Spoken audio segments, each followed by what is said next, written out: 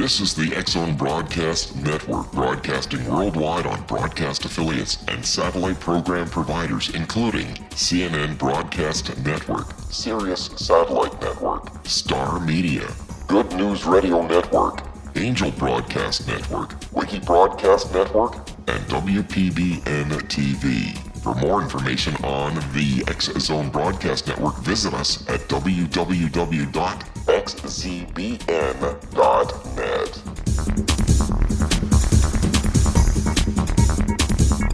1-800-610-7035 worldwide toll free. My name is Rob McConnell, and this is the X-Zone, coming to you from the studios of Relmar McConnell Media Company in Hamilton, Ontario, Canada. Our website, www.xzoneradiotv.com. And if you'd like to send me an email, xzone@xzoneradio.com.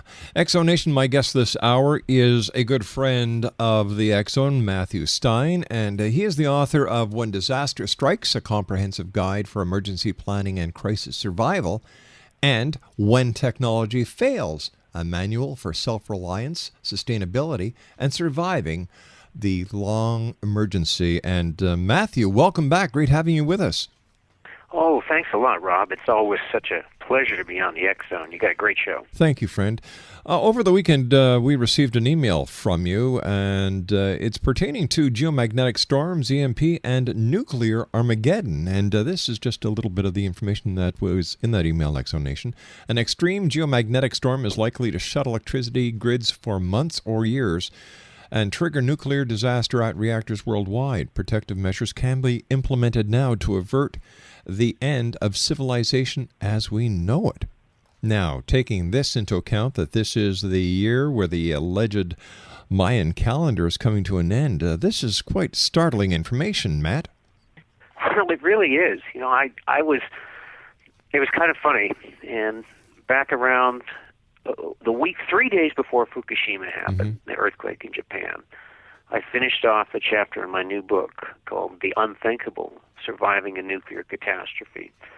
And a couple weeks before that, I finished off the chapter before that on EMP and solar storms. So after Fukushima happened, I was on the radio show, and I'm talking, and one of my callers says, well, Mr. Stein, I don't have an MIT degree like you do, but I heard you talking about EMP and solar storms and long-term grid down. I heard you talking about why Fukushima melted down from the failure of the cooling system and the backup power to keep the cooling running. And he said, wouldn't that happen like in an EMP or solar storm? And my jaw dropped. It's like here I wrote these two chapters just a couple weeks apart, and it took some non-degreed somebody calling in for me to connect the dots between the two chapters. Now, I hoped that as I researched this issue for the article 400 Chernobyls that I've just been coming out with, that I would find that things were better than I had thought. And actually what I found was things were worse than I had thought. It turned out that the EMP issue was a little better than I thought it was. But the solar storm, solar flare issue was actually far worse than I had imagined it was. And we're looking at a situation where these naturally recurring solar storms, extreme solar storms, hit our planet.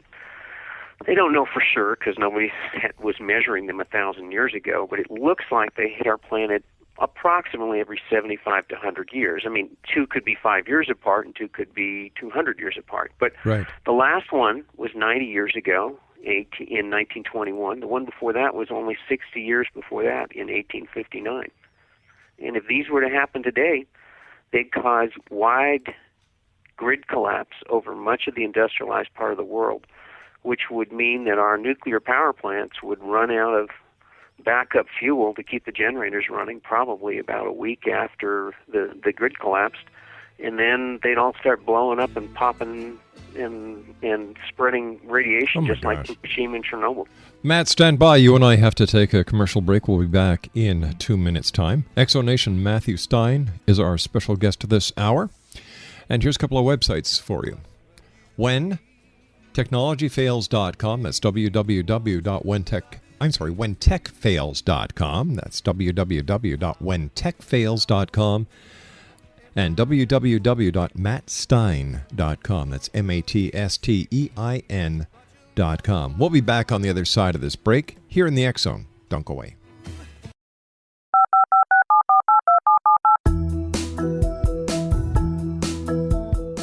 Did you know that when you're on the road with limited data or Wi-Fi, you can still listen to the X-Zone radio show with Rob McConnell, The Science of Magic with Gwilda Wiyaka, X-1, Dimension X, Space Patrol, and every minute of the X-Zone broadcast network by calling 213-401-0080, courtesy of Audio Now. No smartphone, app, or internet needed. It saves your data plan, and it's free if you have unlimited minutes. Call 213-401-0080 to listen on any phone, anytime, anywhere. Remember 213-401-0080 for the best of the paranormal, parapsychology, and sci-fi radio programming anywhere, 24/7, 365. Welcome back to the X-Zone, everyone. Matthew Stein is my special guest, and it's always great having Matt on the show. Matt, we're talking about solar flares. We're talking about EMPs this hour. Let's turn the clock back a little bit in time. Let's go back to 1989, that power failure that disrupted thousands of homes in Quebec. Was that a power grid failure, or was that a solar flare? That was a solar flare. That was a big solar flare, but that was 1/10 the size of the 1921 incident, and the 1921 incident was roughly 50% smaller than the 1859 Carrington. So in 1989, there was a massive solar flare, and it fried a huge power transformer in Quebec, but it only fried one. And so they were able to get around it. Now, these transformers, people say, like, well, what's the big deal? It's just a transformer. You go and you buy a new one. Well, these giant extra high voltage transformers, they didn't even invent them and start putting them in the grid till the 70s. And they cost millions of bucks a piece. Every one of them is custom designed for the specific place in the grid it's going. There used to be a 1-year waiting line to get them. Now there's a 3-year waiting list because of China and India ramping up. And the entire world capacity for these transformers is roughly 100 a year.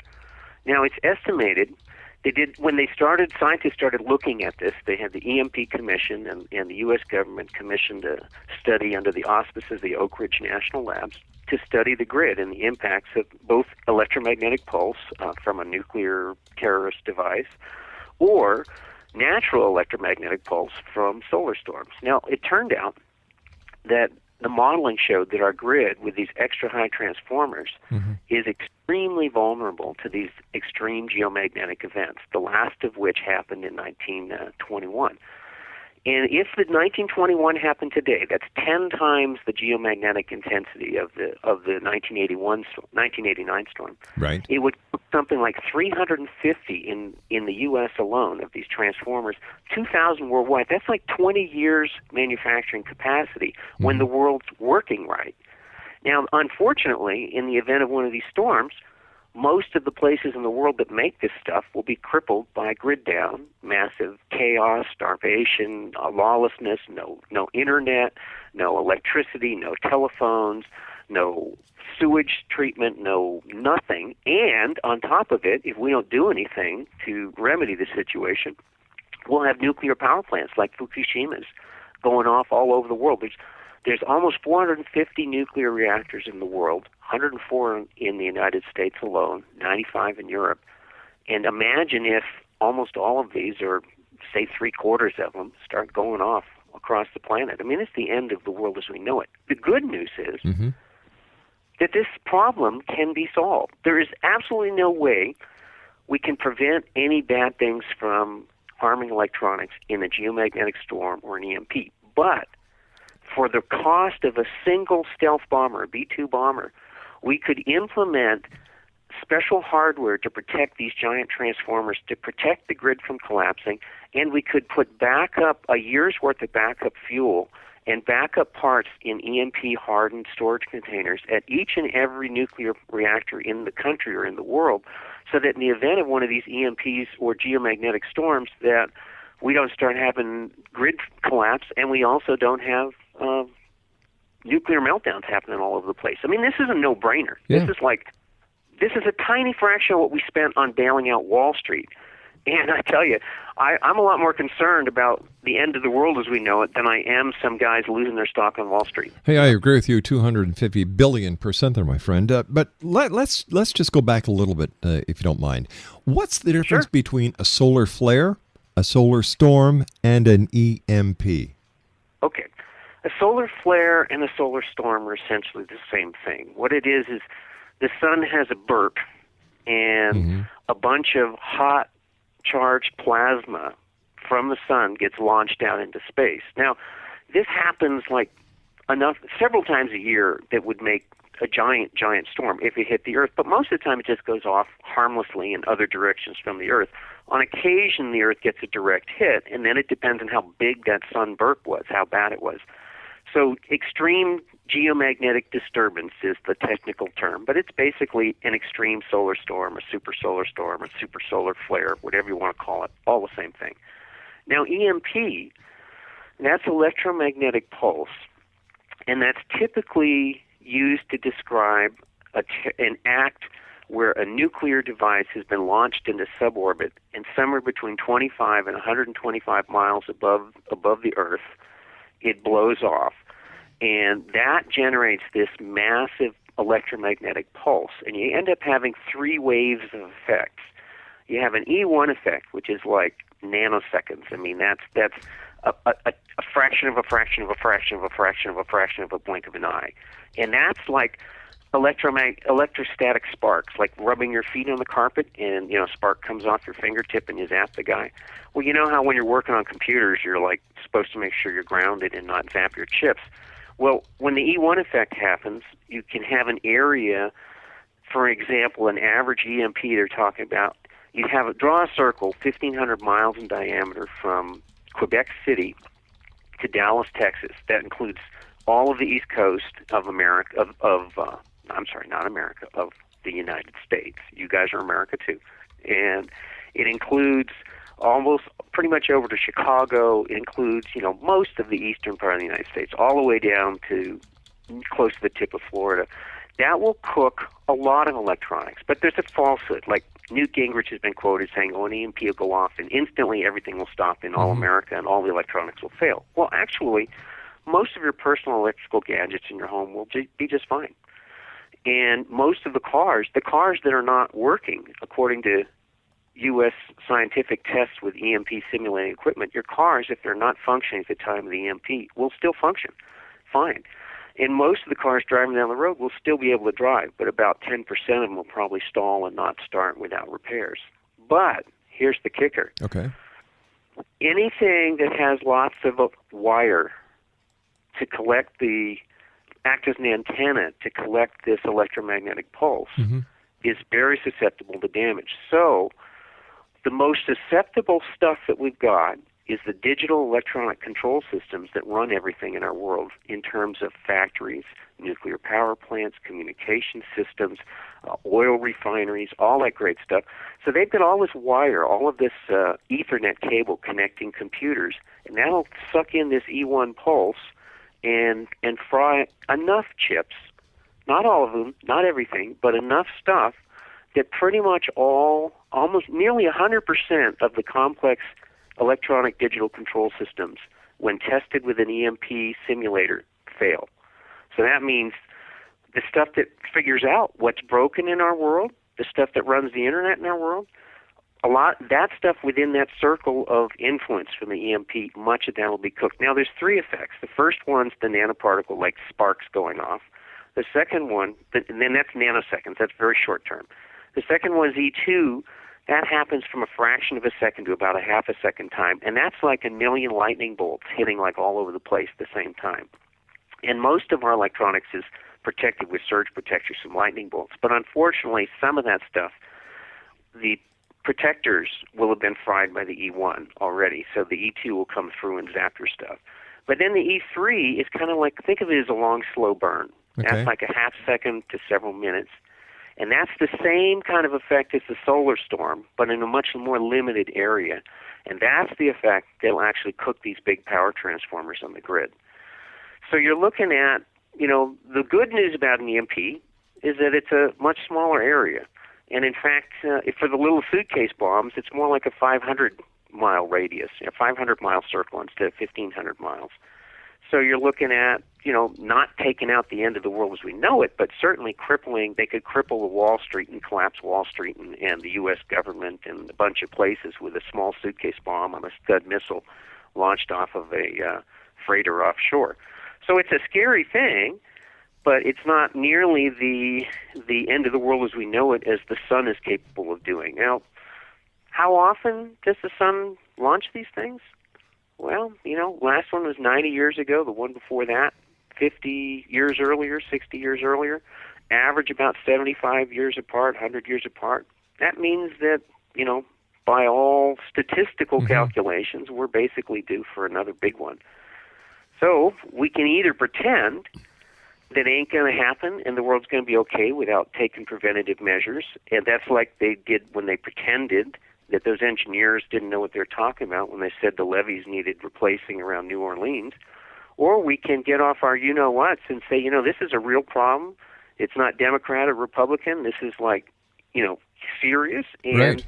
For reasonable amounts of dollars, we can prevent the worst of the things from happening. Now, when you're talking about the price of a B-2 bomber, are you talking per nuclear facility? No, I'm talking for $1 billion, half the price of a B-2 bomber. We can implement the safeguards to protect all of these giant transformers in the United States from frying. And you mean you mean they actually have to think about this? Yeah, they actually have, but people have thought about it, and they actually have the devices. There's nobody spending the money because private industry won't say, well, I'm going to go out and spend $500 million on a bunch of these things. I won't do it, but the government can do it. But nobody's doing it. They've got this stuff designed. They've got this stuff tested. They've got it out there. And then for another $1 billion, they could put a year's worth of backup fuel at every nuclear power plant, and they could put backup generators in EMP-hardened containers and back up critical spare parts so that in the event of either a solar storm, which some people call a natural EMP, or an EMP from a nuclear device, that in either event, if the stuff is not working to keep those nuke power plants cooled, that they can, quick change out the parts and get the backup generators going and keep them going. The Fukushima, it wasn't the earthquake directly that caused those meltdowns. It was the earthquake hit, the grid went down, the backup generators kicked in, they kept the reactors cooled. Matt, I hate to do this, but I've got to take my news break. I've given you as long as I could before I had to cut in, so please stand by. Matt Stein is our special guest. I'll give you all his website information when we come back from this commercial break with the news here in the X Zone with yours truly, Rob McConnell. This is the X Zone Broadcast Network, broadcasting worldwide on broadcast affiliates and satellite program providers, including CNN Broadcast Network, Sirius Satellite Network, Star Media, Good News Radio Network, Angel Broadcast Network, Wiki Broadcast Network, and WPBN TV. For more information on the X Zone Broadcast Network, visit us at www.xzbn.net.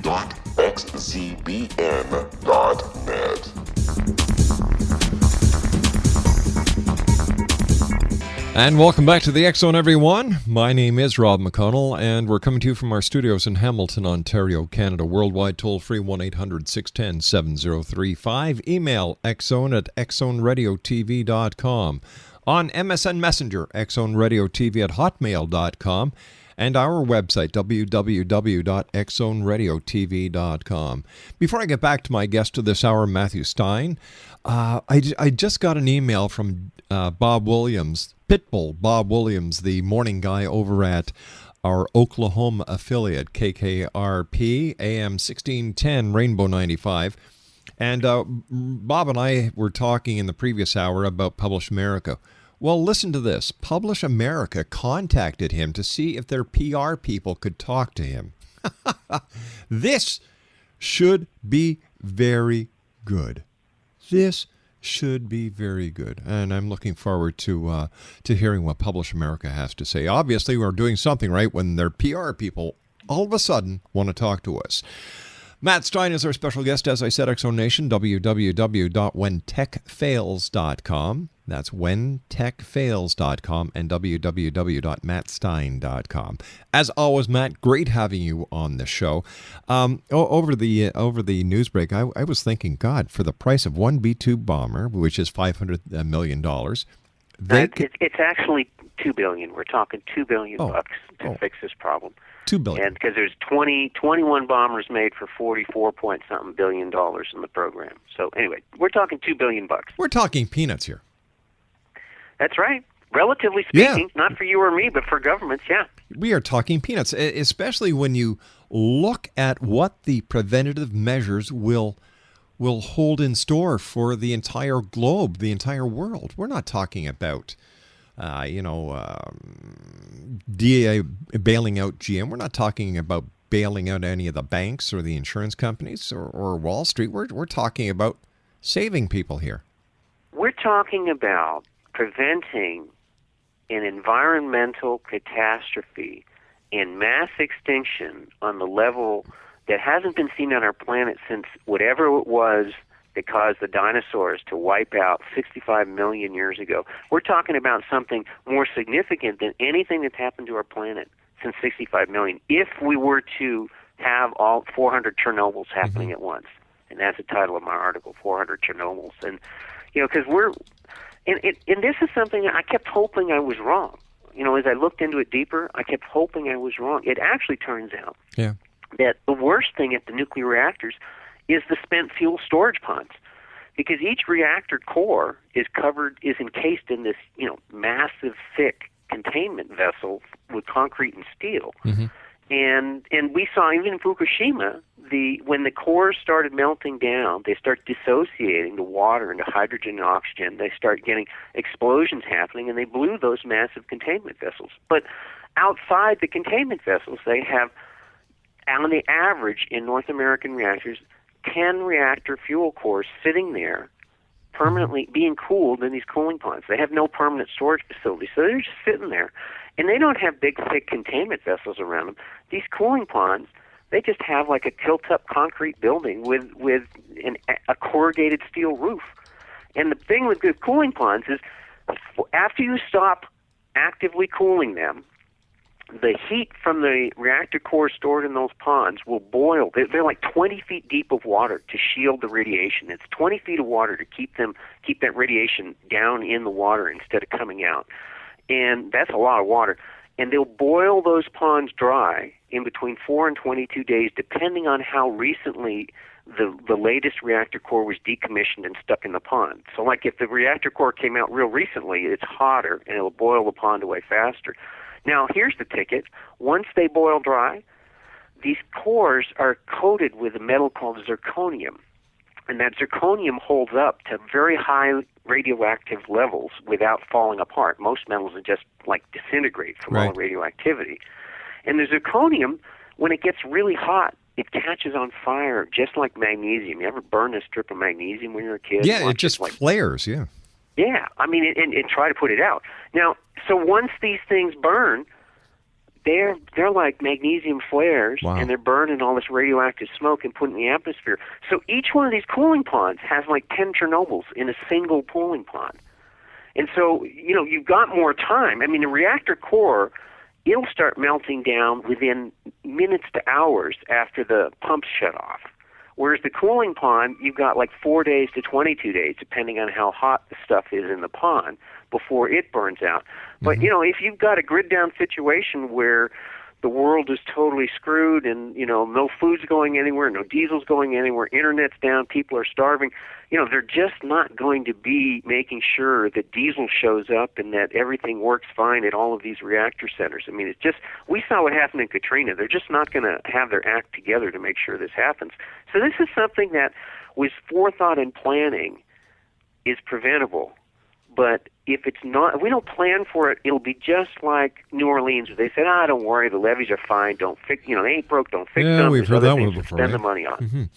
Matt, is there any way of anticipating when this next super solar flare is going to be? Not really. You'll have a brief amount of time when there are sites on like Earth Changes Media and other sites that keep an eye on solar flares, and if you're, you can have an alert from them. But basically, when you get into an active period, there's solar minimums and solar maximums. So between now and 2013, right smack in the middle of 2012, is a solar maximum. So we have situation now that's ripe for an event like the 1921 or the 1859 extreme geomagnetic events, but nobody really knows. It's like a crapshoot. It's like rolling the dice, and you just don't know. Even in a solar minimum, it's possible to have an extreme geomagnetic event, much less likely, but possible. So it's just kind of a cosmic roll of the dice, because every year, even during solar minimums, you typically have 5 or 6 coronal mass ejections from the sun that are big enough to cause an extreme geomagnetic event. Most of the time, they just go harmlessly off in space in directions away from the Earth. And so, no, you can't really predict them. And that's why you just have to be ready. It's like trying to predict a hurricane a year ahead of time. Who knows? So Matt, is it because of our modern-day technology that these EMPs or solar storms are such a threat? Oh, totally. Back in 1921 when it happened, it lit up the sky like blood-red streaks and green and orange and yellows and, incredible northern lights all the way from the North Pole down to Haiti and Hawaii. And in the southern pole, it went all the way from the southern hemisphere, from the southern pole all the way north to Samoa. So it actually went into the northern and southern edges of the tropical zones, which is like something that in our lifetimes, I've never seen anything like that. And in 1859, it was a double whammy. They had, on like August 28th of 1859, they had the first one, and it was massive like that. And then 5 days later, a second CME came out, and that was the big kicker. So it's like a dynamo. It's like the Earth's magnetosphere starts spinning like a dynamo from the first charge, and then when the second one hit it, it like whipped it up another level, and it just went really extreme. Now, in those days, it caused some telegraph stations to burn down. It caused sparks and flying things off of wires from telegraph stations and antennas. In 1921, it burned down Penn Central Station and caused a few fires, electrically induced fires here and there. But, there were no massive grid. You had individual cities electrified. There was no microelectronics. You see, back in 1961, sometime in that time frame, both the Soviets and the Americans did electromagnetic pulse tests with actual nuclear devices. Americans launched a bomb like 100 miles above Johnston Island, about 500 miles south of Hawaii. And it ended up that the Nobel Prize-winning physicists who'd done the calculations, they just didn't understand it very well. So they were off by more than an order of magnitude. That's a factor of 10 to 1. So all of their instruments on the ships around there to observe it, they decked them all out. They just, they weren't ready for it. But they could measure it better over in Hawaii because that's 500 miles away. Well, it didn't stop everything in Hawaii. Every electronic device didn't fail. A bunch of cars didn't start. A bunch of streetlights didn't work. It cooked a telephone station in Kauai. But the Soviets did a similar one over Kazakhstan, and it was a much bigger event because as you get closer to the poles, you have a much bigger effect. So you had about triple the EMP effect over Kazakhstan than you had over Hawaii. Because think about it, North and South Pole, when you're near the equator, the North and South Poles kind of like cancel each other out, like if you have a magnet. But when you're closer to the pole, then naturally you got much more magnetic influence of either the North Pole or the South Pole. So the one over Kazakhstan, they had a bunch of generators out there for the military in preparation for this test. They didn't tell civilians what was going on. They just did this. And a lot of those generators wouldn't start without repairs. Now, this is the days where nothing was microelectronics. It was all like really robust as far as EMP is concerned. And there was a 2 meter deep buried cable that was 1,500 kilometers long, so it's like 900 miles long. And it induced such huge, massive currents in that it burned the power station down that was hooked to the opposite end of that cable. And so it caused a lot of problems, but, we didn't have any microelectronics then. There were no extra high voltage transformers. So it's our technology that both makes this world go round and helps feed 7 billion people on our planet and keep things working. But that same technology is much more frail and fragile to EMP and solar storms than the technology of yesteryear. What, in your opinion, is worse, a solar flare or EMP? I'd say unequivocally an extreme solar flare. I mean, we've had roughly in the last 150 years, we've had 100 pretty significant solar flares. Mm-hmm. We had one in 2003 that cooked 14 of these big transformers in South Africa, and it totally screwed up their grid. They had rolling blackouts for over a year, and only 14 went down, and it just really, really messed everything up really badly. Now we're talking an event that's like 20 times as strong as that. And the magnitude of the impact and the extent of the world that it would hit is just so extreme that it's hard to imagine our world popping back within a decade, and that many people would be dead in that meantime. And it would be a very different world if and when it pops back. Now, an EMP is actually worse damage on a local area, but it's just so much of a smaller area. So like an EMP it'll fry part of the United States way worse than a solar storm. But the rest of the United States and the rest of the world will still be there to come in and provide help. So in my mind, this extreme solar events is far, far worse than any EMP could be. Matt, this is a topic that I understand there's going to be an article in the Nexus magazine, Geomagnetic Storms, EMP, and Nuclear Armageddon. When is that article coming out? That article posts, it's going to print in about a week. Wow. So it's in their February issue. And you can get a smaller version of that by Googling. Actually, go to my website, When Tech Fails, and I've got a longer version and better version of the article I'm working on right now. I mean, the Nexus article is really excellent. Yeah. The short one that's on Huffington Post is we trimmed it to make it shorter for newspapers, and it lost some pizzazz and lost some bang. But the longer version that I'm going to bring to you to put on the X Zone. That's like the Nexus version with some more good stuff added into it. So that'll be a really top-notch article, and I'm hoping to get that to you like within a week's time or something. All right, but what we'll do is we'll let our listeners know as soon as it's available, Matt. And I want to thank you very much because, this is very important information, and you always bring such informative information to our listeners. It's always a great pleasure having you on the show, sir. Oh, thank you so much. And I just want to mention in my new book, When Disaster Strikes, I've got, if you want to know more about EMP and solar storms and about what to do in the event of a nuclear disaster, I've got chapters on both of those in the new book, When Disaster Strikes. So all right, it's really good information to know. You hope you never need it, but if you do, you damn well better have that information on hand. Yeah, like the good old Boy Scouts say, be prepared. Matt, you and I will be back on the other side of this commercial break. Don't go away. Exo Nation.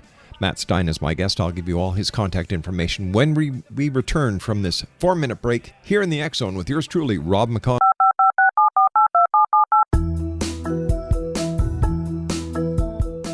Did you know that when you're on the road with limited data or Wi-Fi, you can still listen to the X Zone radio show with Rob McConnell, The Science of Magic with Gwilda Wiyaka, X-1, Dimension X, Space Patrol, and every minute of the X Zone broadcast network by calling 213-401-0080, courtesy of Audio Now.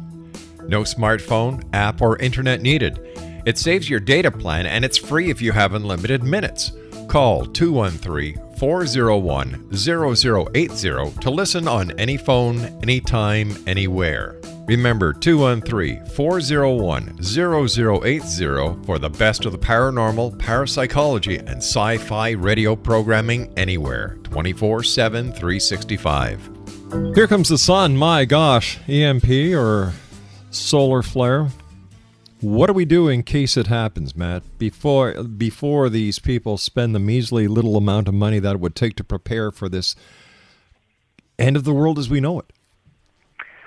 Well, there's multiple levels to prepare for. I mean, hopefully we won't have a solar flare EMP in the worst level of things. Mm-hmm. But in any event, I think everyone needs to be ready for a long-term grid down situation where you've got some supply of food on hand, you have the ability to purify water, you have the ability to generate some power for yourself if you have to.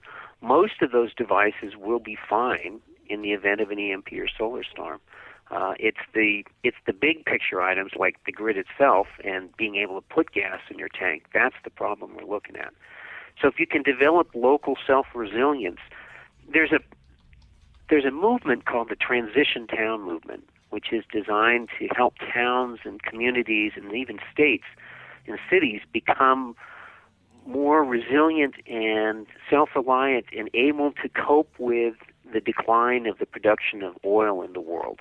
And pretty much the same things that would help you out for peak oil will also help you out in a long-term grid down situation. And so things like local energy co-ops where, if you can generate 10% of the energy that you need for your home Mm-hmm. with renewable energies, with like a little windmill and solar panels, or even 5%, if it's a grid down situation, that 10 or 5% will be an incredible luxury. I know it's very expensive to make a big enough renewable energy system to supply your entire house with everything that you use on a daily basis, but you can get by with 1/20th of what you normally need when you have to. I mean, 1/20th would be like incredible luxury. I have a solar panel, a 500-watt solar panel on my travel trailer, a little 22-foot travel trailer, and I tell you, having that panel is great. I got a little tiny Honda generator, and I got a bigger generator, and when the storms hit in my area and the grid's down for a week or something or 5 days, and I can keep my food from rotting in my fridge, and I